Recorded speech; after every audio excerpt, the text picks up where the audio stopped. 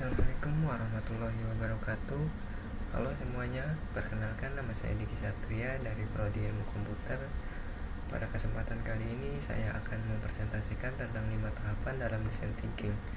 Design thinking adalah pendekatan dalam memecahkan masalah yang berfokus pada kebutuhan manusia. Metode ini banyak digunakan karena mampu menghasilkan solusi yang kreatif, inovatif, dan relevan dengan pengguna. Nah, yang di sini pengantar, design thinking adalah metode pemecahan masalah yang berfokus pada manusia. Tujuannya untuk memahami kebutuhan pengguna dan menghasilkan solusi yang inovatif. Proses ini digunakan di berbagai bidang, terutama dalam desain, produk, dan layanan. Design thinking secara umum merupakan proses berpikir yang membantu kita memahami permasalahan dari sudut pandang pengguna. Jadi bukan hanya sekedar menciptakan solusi, tapi juga memastikan bahwa solusi tersebut benar-benar sesuai dengan kebutuhan orang. Proses ini biasanya digunakan oleh desainer, pengembang produk, atau bahkan perusahaan ketika ingin membuat sesuatu yang baru dan bermanfaat. Tahapan dalam design thinking terdiri dari 5 langkah utama, yaitu empathy, define, ideate, prototype, dan test.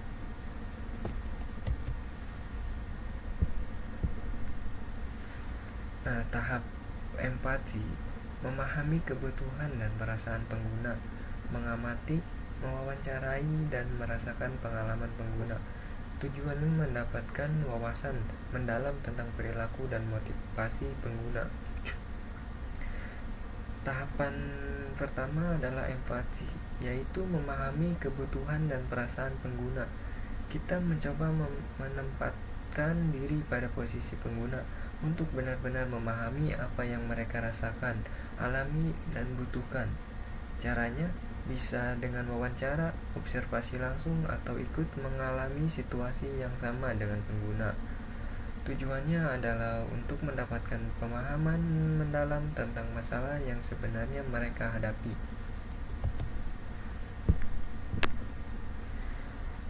Tahap kedua, define, dan tahap ketiga, ideate. Define, merumuskan masalah yang jelas berdasarkan hasil empati, menentukan fokus masalah yang akan diselesaikan. Sedangkan ideate, menghasilkan berbagai ide kreatif untuk menjawab masalah tersebut, mendorong berpikir terbuka dan eksplorasi solusi tanpa batasan. Setelah memahami pengguna, tahap berikutnya adalah define. Tahap ini bertujuan merumuskan masalah dengan jelas berdasarkan hasil empati. Semua data dikumpulkan dan dianalisis untuk menemukan inti masalah.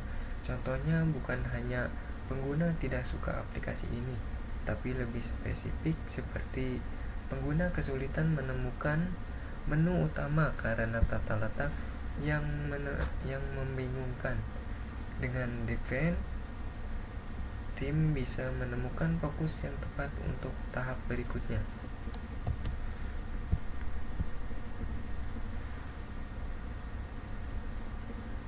Tahap 4, prototype, dan tahap 5, test. Prototype, membuat model atau rancangan awal dari solusi, bisa berupa sketsa, mock-up, atau simulasi sederhana. Tes, menguji prototipe kepada pengguna secara langsung. Tujuan mengevaluasi efektivitas solusi dan melakukan perbaikan. Selanjutnya adalah tahap prototype. Di sini ide-ide terbaik diwujudkan dalam bentuk model sederhana atau simulasi produk. Tujuannya bukan untuk membuat versi sempurna, tapi untuk melihat apakah ide tersebut dapat menyelesaikan masalah. Melalui prototipe, pengguna bisa memahami gambaran solusi dan tim bisa tahu bagian mana yang perlu diperbaiki. Kesimpulannya, design thinking membantu menciptakan solusi untuk berpusat pada pengguna. Proses ini bersifat iteratif. Hasil uji digunakan untuk memperbaiki solusi. Dengan design thinking, Inovasi dapat dilakukan secara lebih terarah dan efektif. Mungkin itu saja dari saya, kurang lebihnya mohon maaf. Wabillahi taufiq wal hidayah. Wassalamualaikum warahmatullahi wabarakatuh.